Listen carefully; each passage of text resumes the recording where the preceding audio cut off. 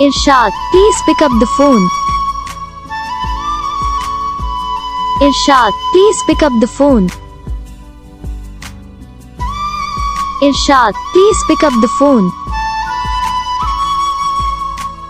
Irshad, please pick up the phone. Irshad, please pick up the phone.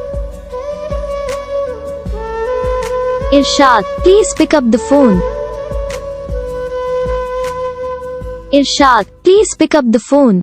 तो guys video को like करो, channel को subscribe करो, comment करके बताओ आपको ये वीडियो कैसा लगा, कौन सा पार्ट है जो आपको इस वीडियो में अच्छा लगा, या फिर कौन सा पार्ट है जो आपको इस वीडियो में अच्छा नहीं लगा। अगर आपको रिंगटोन पसंद आई है या फिर आप ऐसा कौन सा रिंगटोन बनवाना चाहते हो तो आप हमें कमेंट कर सकते हो।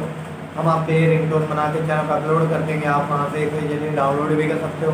डाउनलोड करने के बाद चैनल को सब्सक्राइब कर लेना, सब्सक्राइब करने के बाद जो बेल आइकन आता है फिर ऑल पे सेलेक्ट कर लेना। देखो उसका कुछ फ़ायदा रहता है कि जब हम वीडियो डालते हैं तब आप तक वीडियो पहुँच जाता है। तो बस वीडियो को लाइक करो, चैनल को सब्सक्राइब करो।